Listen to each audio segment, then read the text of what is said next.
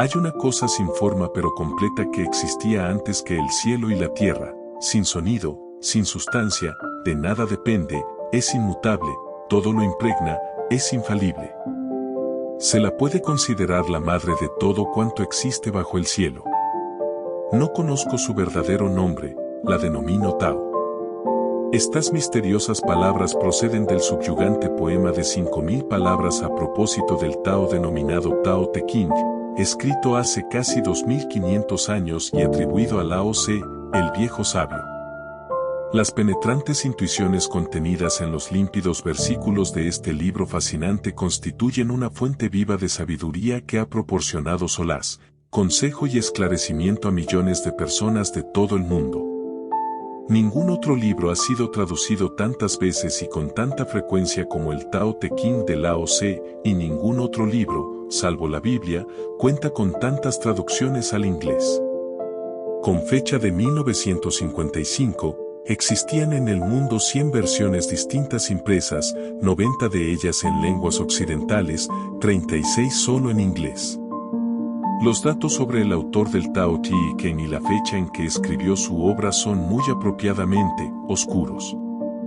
No obstante, se ha determinado con plena certidumbre histórica, basada en consistencias de lenguaje y estructura métrica, que este libro fue compuesto entre los siglos INIVA-DC y que fue obra de un solo autor. También parece comprobada la existencia de un individuo llamado Lao Tse, pues se conservan documentos que lo sitúan, a veces con los nombres de Li Tan, Lao Tan o Lier, al frente de los archivos imperiales durante el periodo mencionado. Disgustado por la codicia y el caos político que marcaron su época, se retiró de la vida pública a una edad ya muy avanzada y se dirigió a lomos de búfalo hacia las montañas del oeste.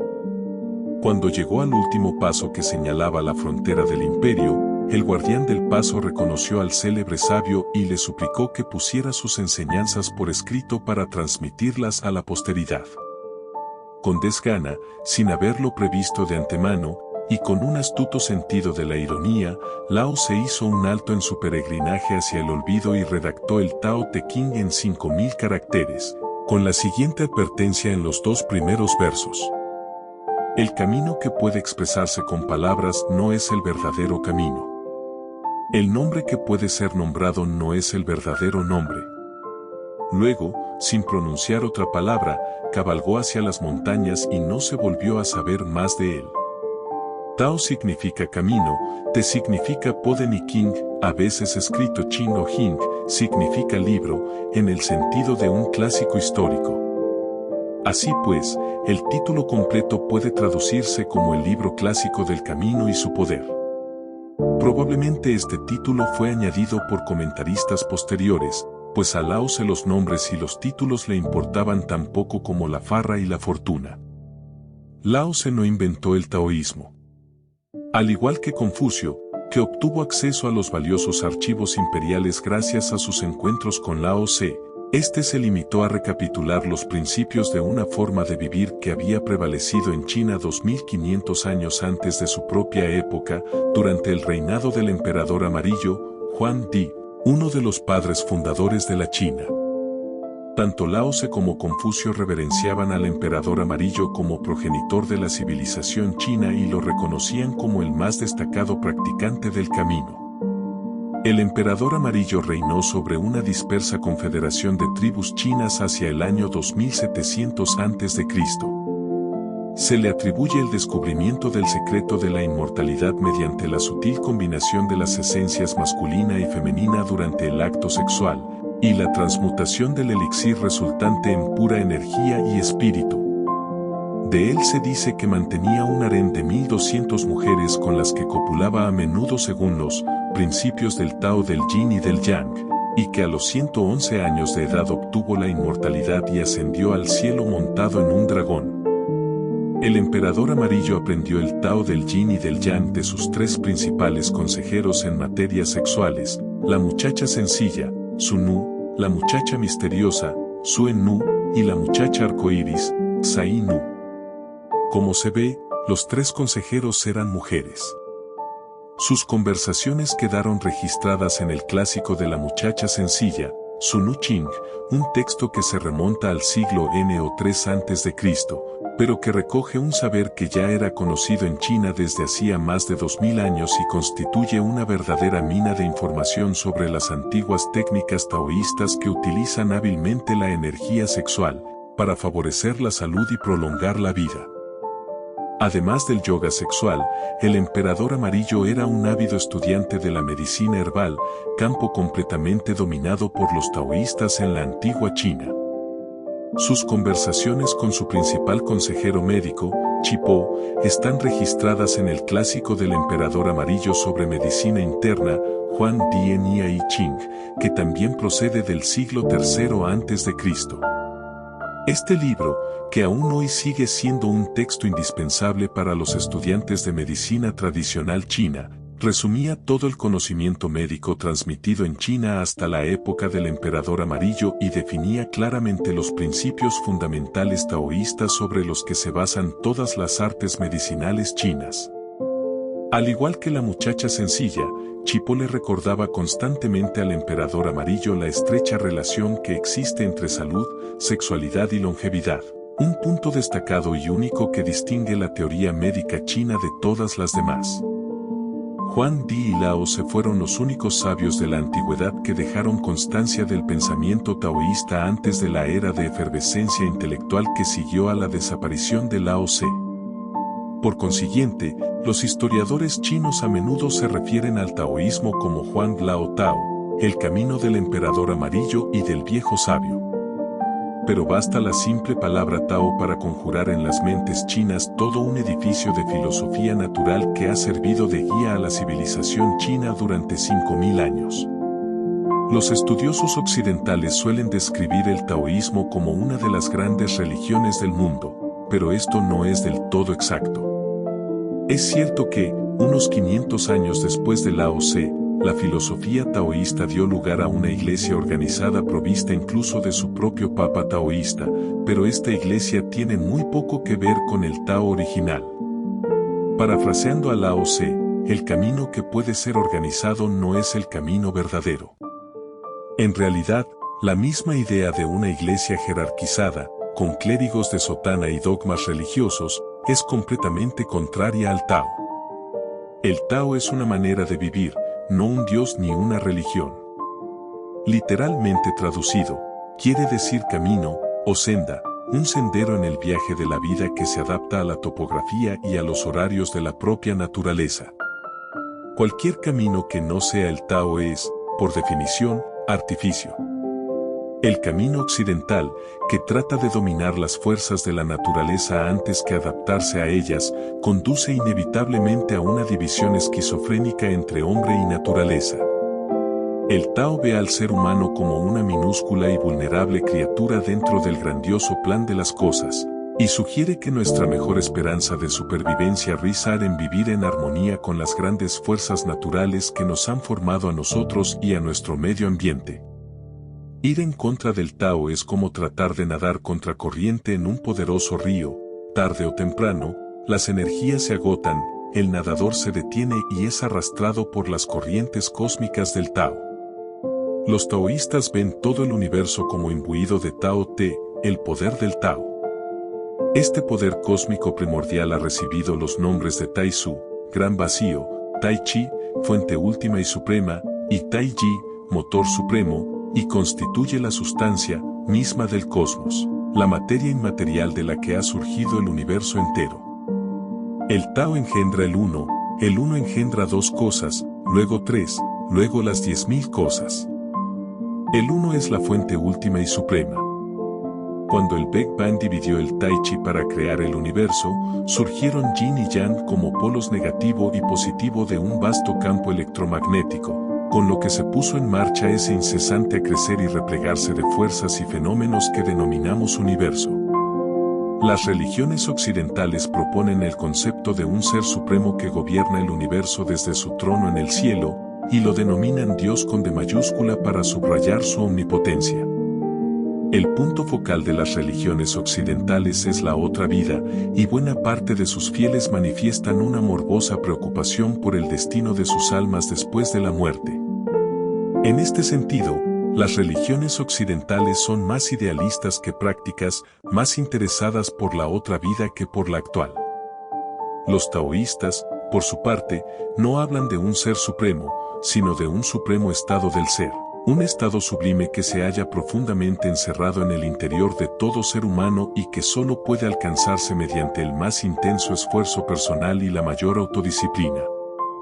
Este estado del ser, que por lo común se traduce a los lenguajes occidentales como iluminación, recibe en Oriente la misma reverencia que los conceptos de Dios en Occidente, y forma parte del potencial interior de todas las personas. Uno de los rasgos más característicos del taoísmo filosófico es lo que el gran sinólogo y traductor Arthur Waley denominó su aceptación lírica de la muerte. Los taoístas consideran muerte y nacimiento como transiciones de un reino de la existencia a otro, y no como un comienzo o un final absolutos. Tal y como el mayor discípulo de Lao Tse, Chuang Tse, decía a sus discípulos: ¿cómo sé yo que al apegarme a esta vida no estoy solo apegándome a un sueño y retrasando mi entrada en el mundo real? Aunque los sabios taoístas tienden a disfrutar de una vida larga y llena de salud precisamente porque se adaptan a lo natural, también afrontan la muerte sin temor ni lamentaciones, porque la muerte es asimismo natural. El taoísmo se interesa principalmente por la vida en este mundo, traza una inequívoca equivalencia entre salud física y mental, e insiste en que solo un cuerpo fuerte y sano puede albergar un espíritu fuerte y sano, razón por la cual el Tao se concentra tan intensamente en la salud y la longevidad. Según el Tao, en nuestra vida cosechamos aquello que hemos sembrado. Por consiguiente, el Tao nos proporciona las semillas de sabiduría que necesitamos para cultivar la salud y la longevidad en el fértil jardín de la vida, y quienes labren el campo del Tao con la práctica y autodisciplina diarias no dejarán de cosechar tan deseables frutos. El Tao nos da el mapa de un camino entre el cielo y la tierra, pero cada uno de nosotros debe recorrerlo con sus propias fuerzas. A diferencia de las religiones occidentales, que ofrecen la salvación a cambio únicamente de fe, las puertas del Tao solo se abren para quienes se esfuerzan en cultivar el camino. El Tao no puede suplicarse con oraciones, pero puede utilizarse en la práctica, y quienes aprenden a dominar su poder acaban descubriendo que es inagotable. No se puede exagerar la preeminencia que el taoísmo concede a la práctica sobre la fe, a la experiencia sobre la erudición. Las medidas parciales, las medias tintas, nunca son suficientes, hay que recorrer todo el camino. La filosofía dualista de Occidente divide los reinos espiritual y físico en dos esferas hostiles y mutuamente excluyentes y concede una validez superior a la primera. El taoísmo considera lo físico y lo espiritual como aspectos indivisibles, aunque claramente distintos, de una misma realidad, en la que el cuerpo puede compararse a la raíz que permite el florecimiento de la mente. Una planta puede vivir sin sus flores, pero no sin sus raíces. Lo mismo ocurre con las personas. Alguien que haya perdido el juicio puede seguir viviendo mucho tiempo, pero morirá si pierde el corazón, los pulmones o el hígado, por más inteligente o espiritualmente avanzado que sea. El planteamiento taoísta de la vida se resume esencialmente en la expresión Qin Hin Bu Wei, cuya traducción literal es sentarse quieto sin hacer nada. Sin hacer nada no significa estar todo el día sentado como un fardo, sino más bien hacer solo aquellas cosas que realmente deben ser hechas, y hacerlas de una manera que no se oponga al orden natural del Tao ni al organizado flujo de las fuerzas cósmicas.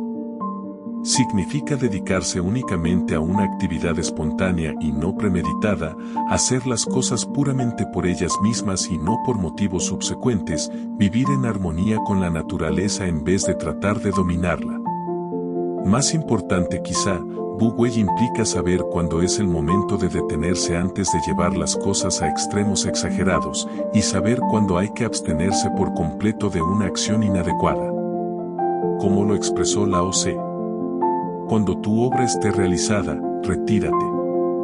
Tal es el camino del cielo. En cuanto a sentarse quieto, se trata en realidad del término chino para meditación. La palabra meditación confunde o asusta a numerosos occidentales, puesto que implica meditar en alguna idea profunda, pero perpetuamente abstrusa, que nunca logra definirse a satisfacción de nadie.